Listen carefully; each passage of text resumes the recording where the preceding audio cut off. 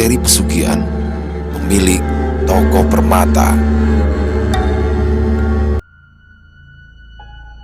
Waktu itu tahun 2008. Kota Banjarmasin terasa panas karena musim kemarau sudah datang. Aku baru saja pindah ke rumah Celisa karena Abang mendapat tugas dinas di luar pulau yang memakan waktu cukup lama. Abahku berangkat dengan Uma, jadi aku terpaksa dititipkan ke rumah saudara. Rumah Celisa terletak di pinggiran kota, sebuah bangunan 2 lantai dengan halaman yang luas di depannya. Ketika tiba di rumah itu, sambutan dari Celisa membuatku merasa lebih tenang. Dia adalah wanita yang ramah dengan senyum hangat dan tatapan yang penuh perhatian. "Ganal banar sudah kamanakan Acil, tambah bunga sapulang," sapanya sambil memelukku erat. "Ayo masuk, Acil akan tunjukkan kamarmu." "Wah, Cil, rumah pian bagus banar," ucapku yang sangat terkesan. Celisa tersenyum bangga. "Ayo, naik ke lantai 2. Kamarmu ada di sana." Aku mengangguk senang. Boleh Vira lihat dulu?" Celisa mengantarkanku ke lantai 2 melalui tangga yang lebar. Di sana ada beberapa kamar tidur yang terbuka, masing-masing dengan dekorasi yang berbeda. "Nah, ini kamar utama, tapi Acil jarang tidur di sini. Kami lebih memilih kamar di lantai bawah," kata Celisa sambil menunjuk ke kamar yang paling besar. "Kamu bisa pilih yang lain kalau mau. Tidak apa-apa kan sendirian di sini?" Aku memilih kamar yang terdekat dengan tempatku berdiri. Kamar itu terlihat nyaman dengan jendela besar yang menghadap ke halaman belakang. Aku melihat keluar dan dapat melihat pohon-pohon yang hijau di sekitar. Setelah membereskan barang-barangku, aku pun turun kembali ke bawah. Ulan, anak perempuan Celisa yang sedang duduk di ruang keluarga, terkejut saat melihatku. "Wah, Kak Vira kapan datang? Kok aku baru tahu?" Mungkin sudah 1 jam. Tadi kamu belum pulang dari sekolah saat aku datang." Mama sudah menunjukkan kamar Kak Vira yang mana?" Gadis yang baru masuk SMP itu menarik tanganku girang, tetapi wajahnya berubah muram saat aku bercerita memilih salah satu kamar di lantai 2. Namun, aku memilih tidak menghiraukannya. Pikiranku lebih tertuju pada kemewahan yang dimiliki rumah Celisa ini. Rumah Celisa dan Paman Nurhadi memiliki halaman yang sangat luas. Di sisi belakang rumah, kolam renang besar menjadi pusat perhatian dengan air jernih dan terawat dengan sempurna. Jendela-jendela besar dengan kaca berbingkai kayu terlihat indah berjejer rapi di setiap sisi rumah, membiarkan cahaya matahari masuk ke dalam ruangan dengan leluasa. Pintu utama besar berlapis kayu dengan hiasan ukiran halus memberikan sentuhan klasik yang memikat. Karpet tebal dengan motif bunga-bungaan terbentang luas di lantai marmer yang bersih dan berkilau. Di salah satu sudut terdapat piano hitam yang elegan, menambah kesan mewah dan artistik di dalam ruangan yang luas ini. Menurut Abah, Celisa dan Paman Nurhadi dulunya itu sangat miskin. Malum saja, orang tua dari Paman Nurhadi hanyalah seorang tukang jahit sandal yang mangkal di pasar. Penghasilannya tidak menentu, sehingga tidak sanggup menyekolahkan anak mereka setelah lulus SD. Sehingga Paman Nurhadi pun tak punya banyak pilihan pekerjaan. Dia akhirnya menjadi tukang beca, bersaing dengan ratusan tukang beca lain di kota kami. Pernikahan Celisa dan Paman Nurhadi berjalan terseok-seok, apalagi setelah mereka memiliki anak Intan dan Wulan. Badan kedua sepupuku itu kurus, rambut mereka merah karena kurang gizi. Abah yang iba melihat keadaan kedua sepupuku itu sering memberikan uang tambahan pada mereka. Kehidupan keluarga Celisa sangatlah berat. Mereka kerap kali pindah dari satu rumah kontrakan ke rumah kontrakan yang lainnya.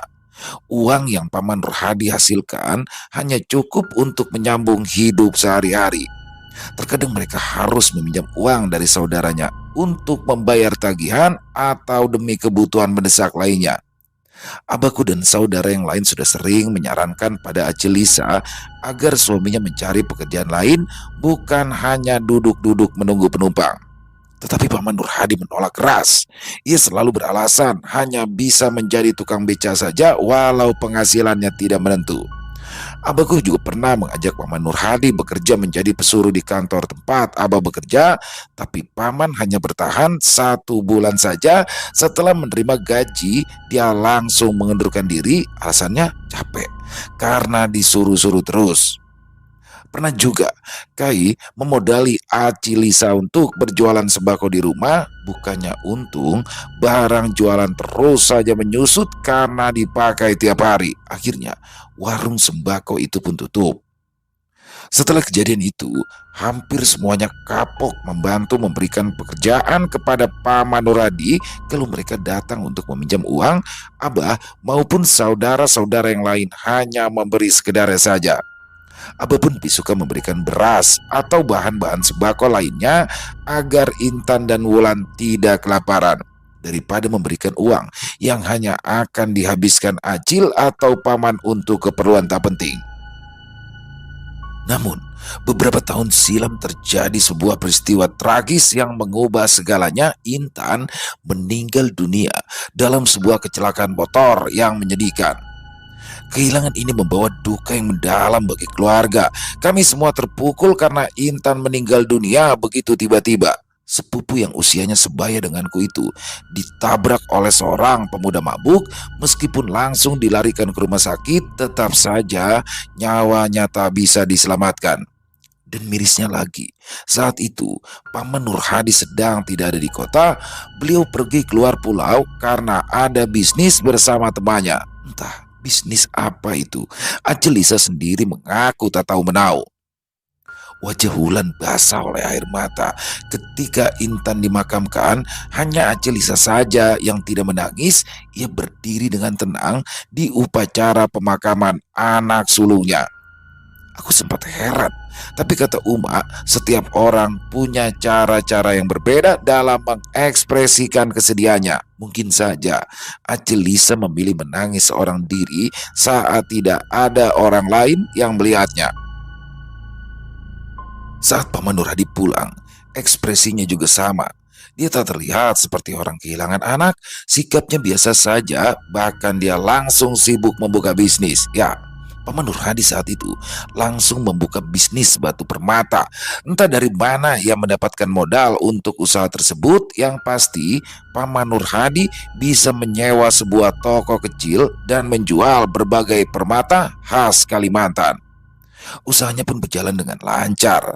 Acil yang dulunya selalu berpakaian lusuh kini menjadi lebih cantik. Begitu juga dengan Wulan yang terlihat lebih gemuk. Pelan-pelan mereka berhasil melunasi hutang yang dulu jumlahnya menumpuk. Pada sekitaran tahun 2004, kabar yang lebih menggembirakan pun datang. Mereka akhirnya mampu memiliki rumah sendiri di Banjarmasin. Rumahnya tidak terlalu besar, tapi menurut Abah sudah termasuk rumah mahal. Ujar Abah yang sangat bangga kala menceritakan keberhasilan hidup adiknya waktu itu.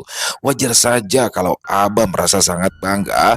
Sebagai anak sulung, dia tentunya sangat prihatin melihat keadaan adik perempuan satu-satunya harus menderita sementara saudaranya yang lain hidup berkecukupan.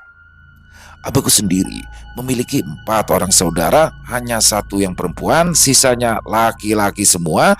Dan karena itu pula lah Abah selalu memikirkan keadaan Ajelisa. Dan tetapi sejujurnya bukan hanya Ajelisa yang menghadapi masalah. 2 tahun yang lalu, adik abahku yang paling kecil juga mendapat ujian hidup. Paman Abdul terkena PHK dari perusahaan tempat dia bekerja. Dengan berat hati, dia harus meninggalkan pekerjaan yang sudah ditekuni selama bertahun-tahun. Aku ingat, pada malam itu, ketika kabar itu sampai ke keluarga kami, raut wajah Om Abdul yang biasanya ceria berubah menjadi suram. Ia duduk di ruang tamu, termenung sambil merokok tanpa henti. Ajelisa yang kebetulan berada di rumah kami saat Paman Abdul datang langsung menawarkan bantuan. Ya sudah Abdul, ikut aku saja. Paman Abdul terdiam sejenak. Ia menatap Ajelisa dengan mata yang bertanya-tanya. Pian serius kak? Aku bisa kerja di sana? Tanyanya penuh harap. Dulu saat aku susah, kamu sering membantu kami. Sekarang sudah giliran kami yang membantumu kan? Ajelisa balas bertanya. Rencananya suamiku, Kak Nur Hadi itu mau buka satu toko lagi. Jadi kami perlu orang yang bisa dipercaya untuk menjaga toko. Nah, aku yang jaga, Kak. Ya itu pun kalau kamu mau, sahut Aci Risa. Tapi aku tidak berani menjanjikan gaji sekian-sekian, Dul. Paman Abdul menggoyangkan tangannya. Dia tidak berpikir tentang besaran gaji yang akan diterimanya dari Ajilisa. Bagi Paman Abdul, yang terpenting adalah ia bisa bekerja dulu. Apalagi saat itu, pacar dari Paman Abdul sudah menagih janji untuk dinikahi. Paman Abdul tidak ingin menikah saat ia tak memiliki pekerjaan. Akhirnya, Paman Abdul berangkat ke Banjarmasin dan tinggal di sana membantu usaha yang dijalani oleh Paman Nur Hadi. Paman Abdul yang berpengalaman sebagai sales tentulah tidak sulit menyesuaikan diri dengan pekerjaan yang ditawarkan tersebut. Aku yang cukup dekat dengan Paman Nur Hadi merasa sedikit kehilangan ketika dia harus pindah ke kota. Kami memang memiliki hubungan yang sangat akrab. Paman Nur Hadi adalah tempatku bercerita, tempat berbagi suka dan duka. Aku terbiasa berkeluh kesah pada Paman Abdul dibanding mengadu pada Uma ataupun Abah. Untungnya sebulan sekali Paman datang menengok kami. Ia selalu membawakan banyak oleh-oleh. Penampilannya juga terlihat lebih necis. Ya, sepertinya Paman Nur Hadi memberikan gaji lebih tinggi daripada perusahaan tempat Paman Abdul dulu bekerja. Dia juga tidak perlu memikirkan biaya sewa rumah dan juga makan karena Paman Nur Hadi sudah menanggung semuanya. Tapi sayang, keadaan ini tidak berlangsung lama. Sekitar 6 bulan kemudian, kabar duka kembali datang. Aku ingat hari itu dengan sangat jelas. Aku yang sedang duduk di meja belajar ketika telepon berdering. Ayahku yang mengangkat telepon seketika wajahnya berubah pucat. Abdul, Abdul meninggal dunia, katanya dengan suara bergetar. Aku sangat terkejut sehingga tidak bisa berkata apa-apa. Lidahku terasa keluh. Paman Abdul meninggal dunia secara mendadak karena terjatuh dari tangga di rumah Aji Lisa. Saat itu adalah momen terburuk dalam hidupku. Kehilangan Paman Abdul menjadi pukulan yang sangat berat. Aku kehilangan sahabat dekat, tempatku bercerita, tempatku berkeluh kesah. Dunia seakan runtuh begitu saja. Sulit bagiku untuk melupakan kenangan bersama Paman Abdul. Semua terasa sangat menyakitkan. Aku ingat bagaimana dia selalu tersenyum dan memberikan semangat, bagaimana dia selalu ada untuk mendengarkan ceritaku. Kehilangannya meninggalkan luka yang sangat dalam. Acil Lisa menangis di hari pemakaman Paman Abdul. Dia terus menyalahkan diri karena beranggapan telah bersikap lalai. Abah dan saudara yang lain pun berusaha menenangkan Acil Lisa, meyakinkannya bahwa ia tidak bersalah sama sekali. Semua yang terjadi memang sudah takdir ilahi. Jangan menyalahkan diri sendiri, Sah. Abah sebagai saudara tertua mencoba menyabarkan Acil Lisa yang masih terisak-isak. Sudah begini takdirnya Abdul, ikhlaskan dia ya. Acil Lisa mengangguk. Ia menyembunyikan wajahnya di balik sapu tangan. Saat itu aku tertegun melihat bibir Acil Lisa yang melengkung ke atas seolah-olah ia sedang tersenyum. Namun aku tak memikirkannya lebih lanjut. Lagi pula mana mungkin Acil Lisa tersenyum di hari kematian adik kesayangannya. Aku pasti salah lihat. Hari-hari setelah kepergian Paman Abdul terasa begitu hampa. Kami berusaha menjalani kehidupan seperti biasa, tetapi bayangannya yang dulu sering menjahiliku tak bisa dilupakan. Kami hanya berusaha bertahan hidup, walau hidup tidak lagi terasa lengkap. Sampai sebulan yang lalu, Abah mengajakku berunding mengenai dinas kerja yang mengharuskannya pergi ke tempat yang cukup jauh. Uma akan ikut bersama Abah. Beliau tidak tega membiarkan abahku beradaptasi di tempat baru seorang diri. Aku pun terpaksa ditinggalkan seorang diri karena tidak mungkin ikut pindah sekolah di penghujung semester. Abah memutuskan untuk menitipkanku di rumah Acil Lisa sampai dengan lulus sekolah. Vira, kenapa melamun? Teguran Acil Lisa menyadarkanku yang semenjak tadi melamun. Aku tersenyum lalu duduk dengan canggung di sofa besar. Di depanku ada orang yang mengangguk ramah. Aku ikut mengangguk walau tidak mengenal siapa mereka. Acil Lisa kemudian mengenalkanku pada orang asing. Ah, ini Siti. Dia yang membantu mengurus rumah. Kalau kamu ada perlu apa-apa, kamu bisa panggil Siti ya. Lagi-lagi aku hanya mengangguk walau merasa sedikit sungkan. Aku baru tahu kalau Aci Lisa punya pembantu yang cukup muda. Setelah makan malam, aku pun menguap. Aci Lisa yang melihatku sudah mengantuk segera mengajak ke atas. Gak usah repot-repot, Cil. Ujarku sungkan karena harus diantarkan ke atas. Acil takut kamu salah masuk kamar, jawab Acil Lisa. Dan benar juga, apa yang dikatakan Acil Lisa memang masuk akal. Kami berdua terus naik tangga, lalu tiba di deretan kamar lantai atas. Di sana ada satu kamar yang menarik perhatianku. Pintu kamar itu tertutup rapat dan terkunci. Ini kamar siapa, Cil? Tanyaku penasaran ketika melihat Acil Lisa mendekat. Nah, kamu jangan pernah masuk ke kamar itu ya. Itu isinya perlengkapan kerja Paman Nurhadi. Nanti dia marah kalau kamu masuk ke ruangan itu, kata Acil Lisa tegas. Aku mengangguk. Mungkin di sana Paman Nurhadi menyimpan permata paling berharganya. Ketika akan masuk kamar, tiba-tiba Acil Lisa berkata, "Oh iya, kunci pintu kamar wadah ikam ini masih rusak." Acil belum sempat untuk menghubungi tukang untuk memperbaikinya. Selalu saja lupa. Aku meneguk air ludah dan menjawab, "Gak ada apa-apa, Cil. Sini kan aman." Selanjutnya semua berjalan lancar. Setiap pagi aku terbangun di kamar yang nyaman dan juga mewah. Tapi aku selalu merasa ada sesuatu yang misterius tentang kamar terkunci itu. Meskipun begitu, kuputuskan untuk tidak memikirkan terlalu banyak tentangnya. Pagi-pagi, aku turun untuk sarapan di meja makan yang luas. Julak Siti sudah menyiapkan berbagai hidangan. "Sarapan dulu, Rah," katanya dengan senyumnya yang ramah. Hari-hari pertama tinggal di sana berjalan membosankan seperti biasa, hanya berkisar antara sekolah dan rumah Aci Lisa. Meskipun merasa nyaman dan terima, anehnya aku tetap merasa ada yang ganjil, terutama tentang kamar terkunci di lantai 2.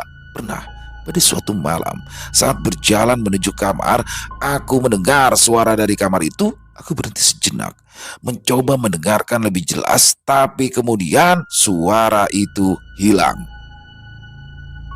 Aku menggelengkan kepala, mencoba mengusir rasa penasaran. Mungkin saja ada tikus yang masuk ke sana. Tidak mungkin kalau paman bekerja di kamar dalam keadaan gelap. Ya sudah, kamu istirahat dulu sana. Masih capek kan seharian ini? Kata Acil Lisa menutup percakapan kami malam itu. Setelah itu kami masuk ke dalam kamar masing-masing. Aku sendirian di lantai 2. Tak ada lagi yang menempati selain aku. Acil Lisa dan Wulan masing-masing kamarnya berada di lantai 1. Para asisten rumah tangga pun kamarnya ada di belakang terpisah dari bangunan utama. Jam 9 malam, aku biasanya sudah berada di kamar mengulangi pelajaran di sekolah atau sekedar membaca komik Conan terbaru. Sekitar jam 11 malam, aku mulai merasa mengantuk. Tidurku cukup nyenyak, tapi tak berlangsung lama. Sekitar jam 2, aku terjaga. Sejak masuk kamar tadi, sengaja aku mematikan semua lampu. Cahaya hanya membuat sulit tidur nyenyak. Sepertinya aku terbangun karena semilir angin dingin yang mengelus tubuhku.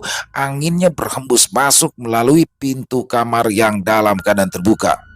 Pintu kamar terbuka. Ya, aku juga heran kenapa pintu kamar terbuka walaupun tak terbuka penuh, hanya setengah. Padahal aku sangat yakin kalau sebelum tidur tadi pintu sudah dalam keadaan tertutup rapat.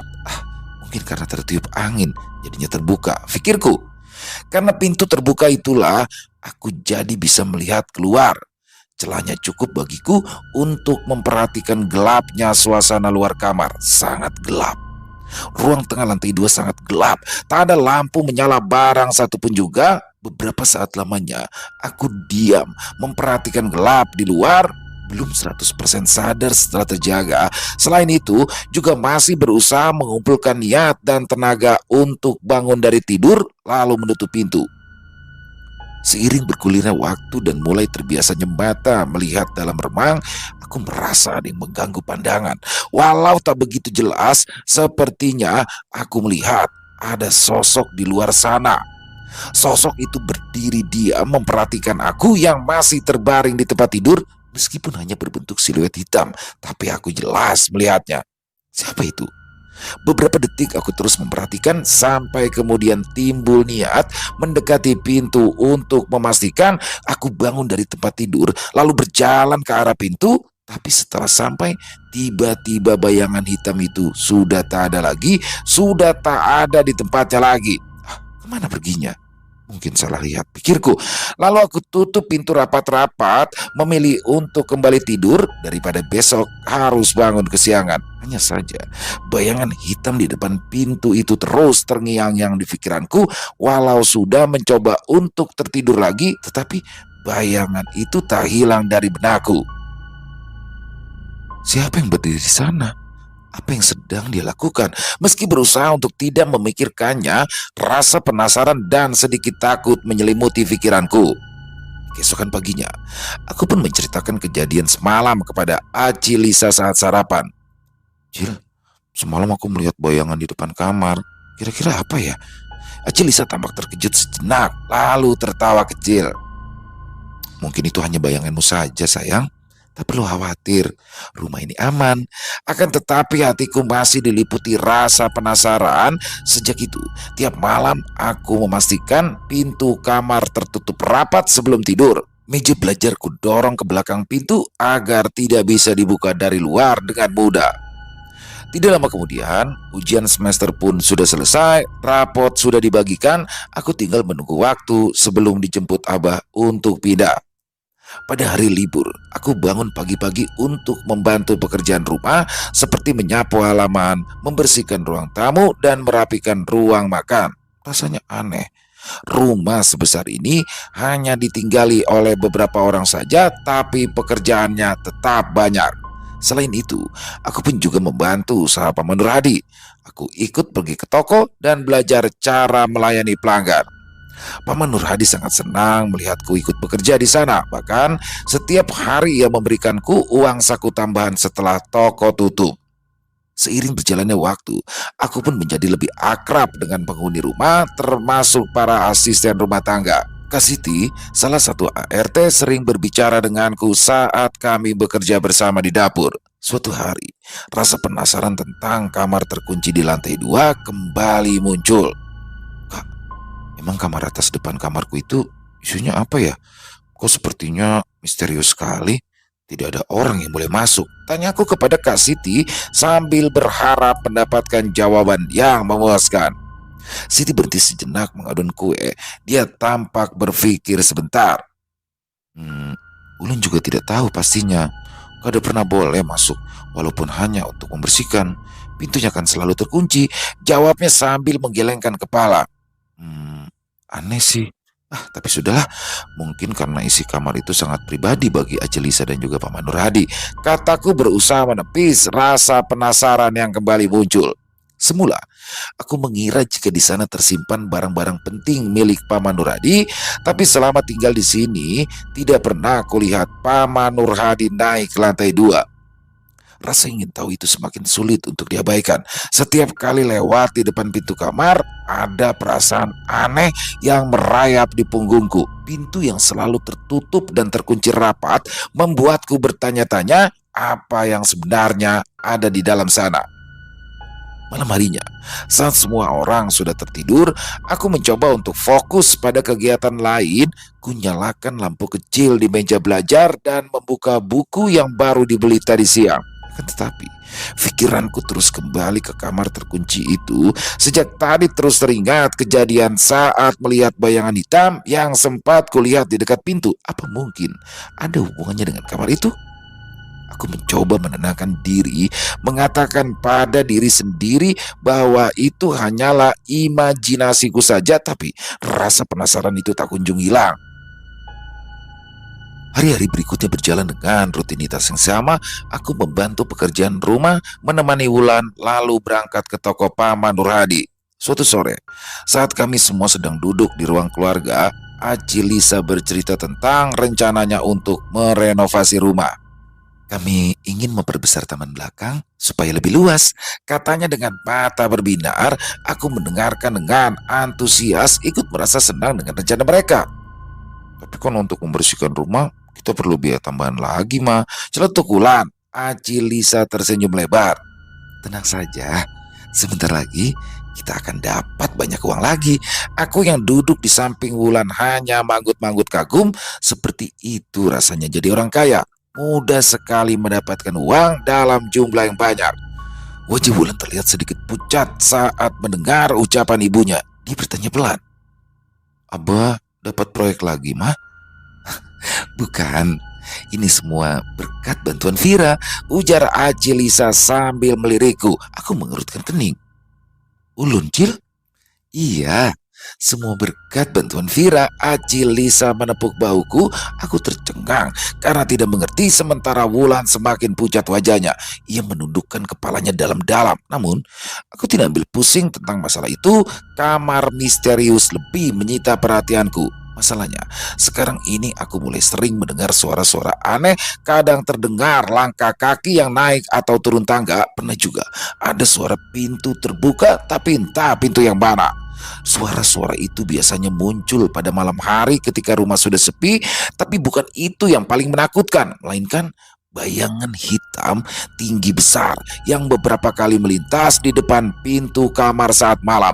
Pintu kamar juga semakin sering terbuka tengah malam, padahal aku yakin sudah menutupnya sebelum tidur. Bahkan meja belajar ikut tergeser dari belakang pintu.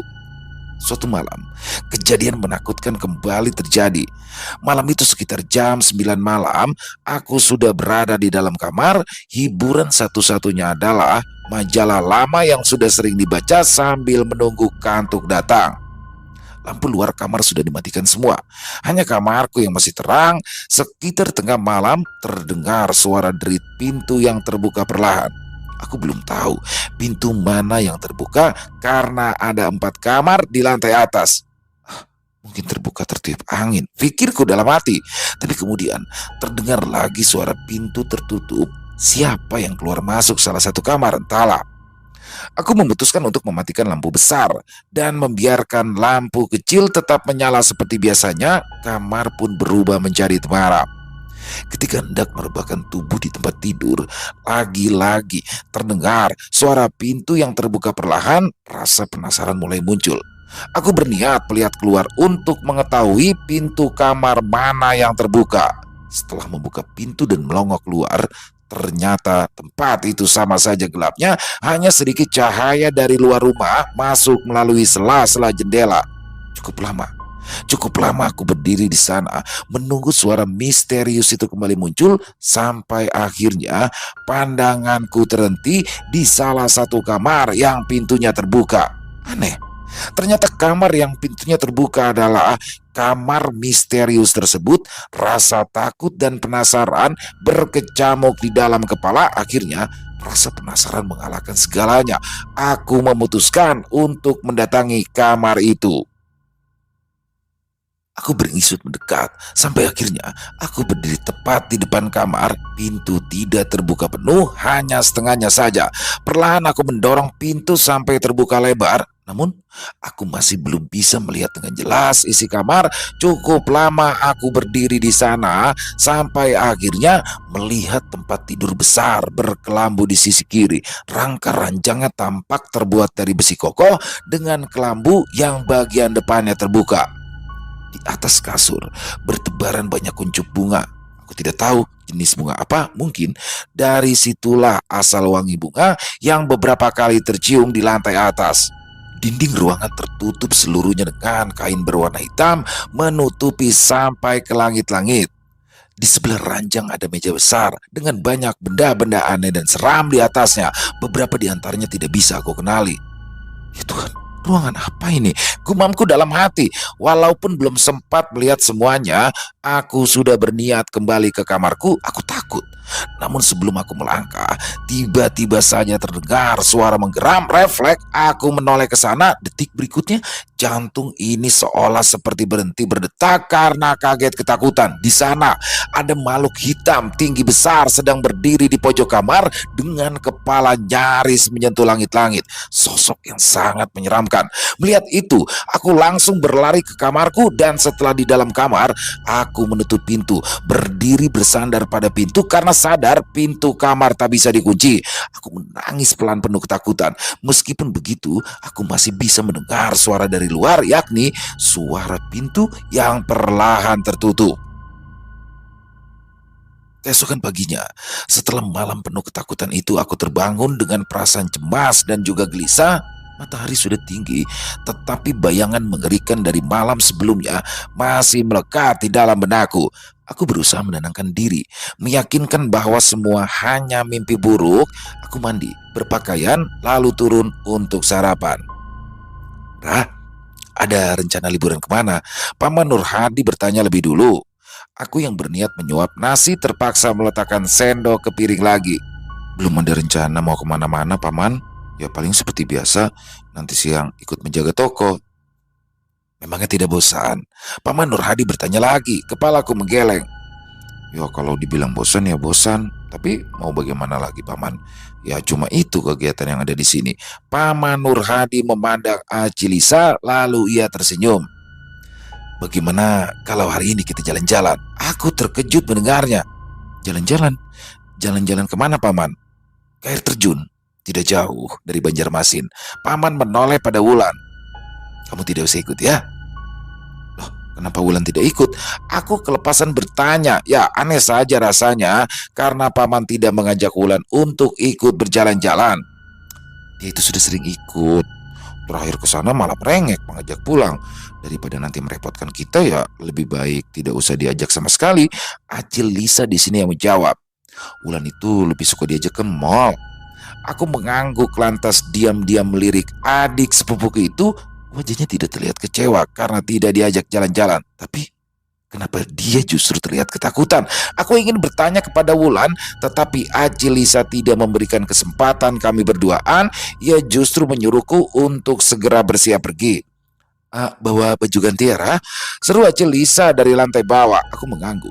Sepertinya kami tidak hanya melihat pemandangan indah di air terjun, tetapi juga akan bermain air di sana. Setengah jam kemudian, kami pun sudah berada di dalam mobil. Wulan mengintip dari balik pintu ketika kami berangkat. Wajahnya terlihat begitu pucat tiap kali memandangku. Wulan itu sepertinya kurang darah. Jadi dia wajahnya terlihat pucat terus, ujar Acil Lisa mengejutkanku. Kurang darah? Aku bergumam sendiri. Ya, pantas saja, apalagi dia memang tidak suka makan daging ataupun ikan. Selama ini, Wulan lebih suka makan sayur-sayuran sehingga badannya selalu langsing. Setiap kali diajak makan daging, Wulan pasti muntah. Sebenarnya bukan hanya Wulan, tetapi juga Acil Lisa dan Paman Nur Hadi. Sepertinya mereka sekeluarga memang tidak bisa makan daging. Benar, apa yang dikatakan oleh Paman Nur Hadi. Perjalanan kami ke air terjun tidak memakan waktu yang lama. Tidak sampai 2 jam kami pun sudah tiba di tempat tujuan. Di sana sangat sepi. Tak ada pengunjung sama sekali. Aneh, biasanya tempat wisata air terjun banyak dikunjungi wisatawan lokal, terutama saat hari libur sekolah. Tapi tempat ini terlihat sangat sepi. Kami pun harus berjalan naik lebih tinggi untuk bisa melihat pemandangan air terjun. Mengagumkan sekali, terutama bagiku yang memang belum pernah ke sini. Setelah puas menikmati pemandangan air terjun, Acil Lisa mengajakku turun. Kami pun tiba di rumah sederhana seorang lelaki yang tampaknya tinggal seorang diri. Ini orangnya, tanya lelaki itu pada Paman Nur Hadi. Paman Nur Hadi mengiyakan, lantas memberikan isyarat kepada Acil Lisa agar kami pergi ke belakang. Aku yang tidak mengerti apa-apa pun hanya bisa menurut saja. Di belakang rumah, Acil Lisa menyuruhku untuk mandi dengan menggunakan air yang sudah diberikan bunga. Kesan apa, Cil? Aku risih kalau harus mandi di rumah orang yang tadi kenal. Supaya auramu semakin keluar, jadi lebih cantik dan banyak yang suka. Acil Lisa mendorongku agar segera mandi. Kalau sudah selesai, temui Acil di dalam ya.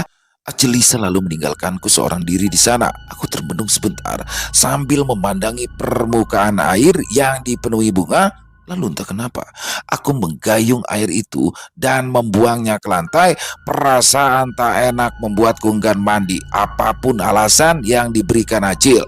Setelah semua air terbuang, aku pun segera mengganti pakaian. Untung saja rambutku memang sudah basah karena tadi sempat bermain di air terjun. Sudah selesai? Tanya Acil Lisa ketika aku mendekatinya di depan. Sudah. Acil, Lisa, dan Paman Nur Hadi mengamatiku lekat-lekat lalu mengangguk puas. Acil memberikan sebotol air mineral. Minum sampai habis ya.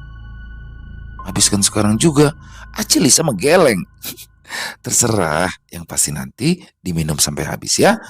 Ku terima botol itu dengan perasaan tidak enak, lalu menyimpannya dalam tas. Dalam perjalanan pulang, aku lebih banyak diam, tidak berbicara sedikit pun, dan lebih memilih mengamati Acil, Lisa yang duduk di depan. Sejak tadi, Acil dan Paman terlihat sangat bahagia, bahkan keduanya pun terus membicarakan tentang rencana merenovasi rumah. Bulu kuduku meremang, seakan-akan ini semua berhubungan denganku. Apa mungkin Acil, Lisa, dan Paman Nur Hadi menggunakan pesugihan? Setelah sampai di rumah, aku bergegas ke dalam kamar dan betapa kagetnya aku saat melihat Wulan sudah berdiri di dalam.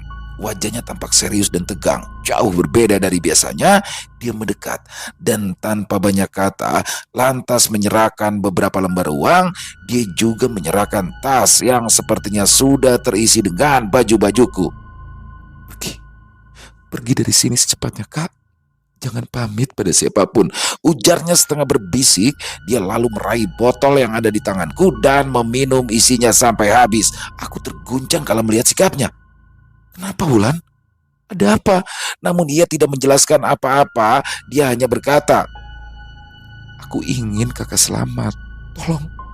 Tolong pergi sekarang juga. Suaranya bergetar seperti sedang menahan tangis.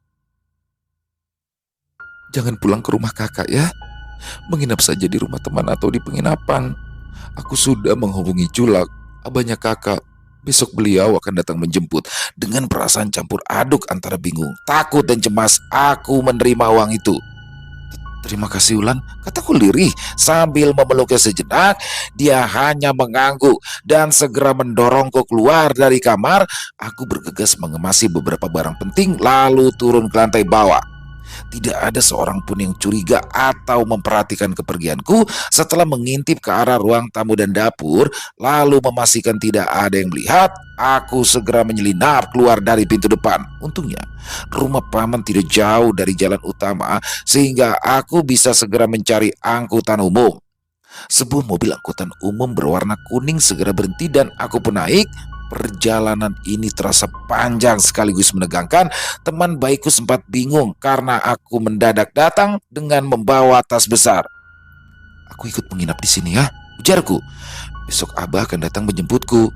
Dia mengizinkanku tentu saja, tetapi dia terus bertanya-tanya sampai akhirnya aku berkata, Aku sudah tidak tahan tinggal di rumah Acil.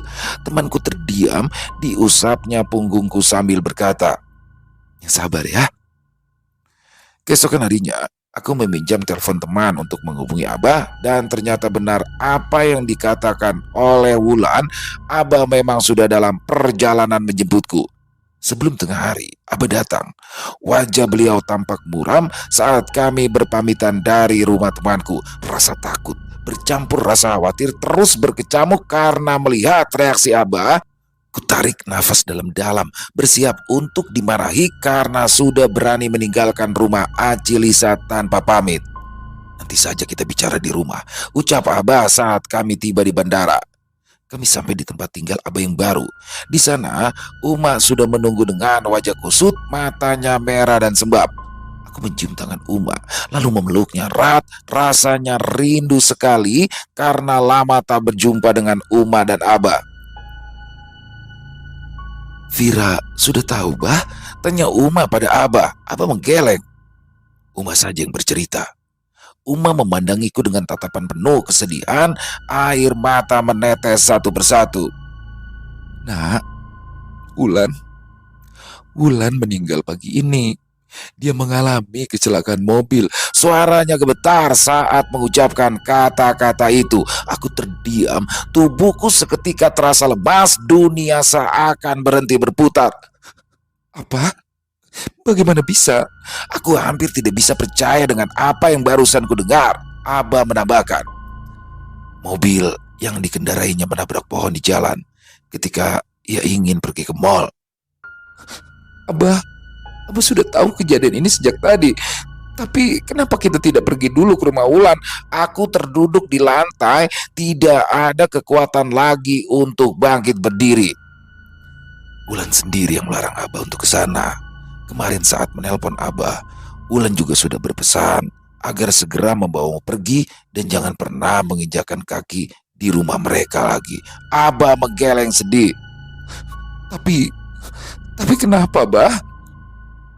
Wulan bercerita kalau Nur Hadi dan Lisa itu ingin menjadikanmu sebagai tumbal pesugihan mereka. Bibir Uma bergetar saat ia berbicara. Dia tidak ingin kamu benar-benar ditumbalkan, kata Wulan. Sudahlah cukup Intan dan Abdul yang menjadi korban keserakahan orang tuanya. Jangan sampai kamu juga menjadi tumbal. Kami semua terdiam, sulit rasanya untuk mempercayai ucapan Wulan tentang pesugihan yang dilakukan oleh kedua orang tuanya. Namun, pengalaman kemarin membuatku terpaksa percaya Acil Lisa dan Paman Nurhadi memang ingin bertambah kaya setelah berhasil menyerahkanku kepada sesembahan mereka. Sejak saat itu, Abah memutuskan kontak dengan keluarga Acil Lisa. Kami pun tidak pernah mencari tahu tentang keberadaan mereka lagi. Akan tetapi, kami pernah mendengar selentingan kabar kalau Paman Nurhadi meninggal dunia setelah sakit keras selama bertahun-tahun. Sementara itu, Acil Lisa menjadi gila karena Paman Nurhadi meninggal. Selesai. Wow, luar biasa kisah dari Kenanga Kinase. Kisah dari Tanah Kalimantan. Dan kali ini adalah tentang pesugihan yang dilakukan oleh seorang pemilik toko permata, Paman Nurhadi dan Acil Lisa nih. Aduh, kurang ajar banget ya. Memang ya, kemiskinan yang mendera Acil Lisa dan Paman Nurhadi sedari dulu itu ternyata menimbulkan dendam tersendiri nih untuk bangkit, dan bagaimanapun apapun caranya dia rela melakukannya demi bisa bangkit dari kemiskinannya. Dan bahkan ketika sudah terjerat dalam lingkar pesugihan itu yang mana dia harus menyediakan tumbal, dia rela menumbalkan anaknya, ditumbalkan.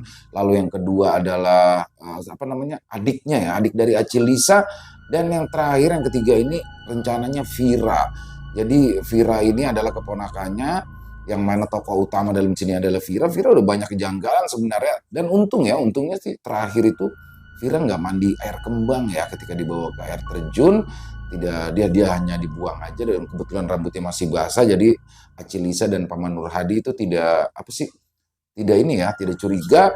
Dan ternyata Wulan, sepupunya anak dari Acil Lisa yang satu-satunya tersisa itu nggak tega tuh sama si Vira ya. Dan di situ dia udah tahu nih bahwa Vira nih, the next Vira nih yang akan ditumbalkan. Maka dari situ dia langsung bilang, deh cabut aja. Kalau sampai airnya juga belum sempat diminum, airnya ditenggak habis sama Wulan. Jadi Wulan ya, pengorbanan Wulan yang mana akhirnya bisa menyelamatkan Vira dari jerat tumbal pesugihan tersebut. Keren banget ya. Itulah sampai akhirnya Vira selamat, dan akhirnya Wulan yang menjadi tumbal berikutnya. Disitulah mungkin Acil Lisa sudah tergoncang, ditambah lagi dengan Paman Nurhadinya yang akhirnya sakit-sakitan lalu meninggal. Acil Lisa menjadi kehilangan kewarasannya. Jadi Vira bisa selamat, dan banyak sekali hikmah yang bisa kita ambil dalam kisah barusan. Dan di sini ya, pesugihan kembali lagi membawa kenikmatan sesaat yang mana akhirnya harus tragis pastinya. Jadi ini menjadi pengingat buat kita semua, terutama buat saya ya, pengingat bahwasanya segala sesuatu harta duniawi ini janganlah kita terbutakan oleh itu sehingga rela menempuh jalan apapun. Keren banget kisahnya untuk Kenanga Kinase. Ditunggu lagi kisah-kisah selanjutnya yang pasti tidak kalah serunya, dan kisah dari Tanah Kalimantan selalu menarik untuk disimak ya. Dan buat teman-teman semuanya, semoga terhibur ya dari kisah barusan para pecinta penikmat horor. Lebih khusus lagi kepada para subscriber dari channel Ilo Bercerita. Dan silakan buat yang punya komentar lain bisa menuliskan di dalam kolom komentar, ataupun hanya sekedar saling menyapa silakan. Insya Allah kami akan membalasnya satu persatu. Kami juga ingin mengucapkan terima kasih ya kepada seluruh teman-teman yang sudah selalu setia mendukung channel kami, yang sudah selalu hadir rutin di setiap harinya. Kami mengucapkan terima kasih yang sebesar-besarnya, karena teman-teman lah kami selalu bersemangat berkarya di setiap harinya.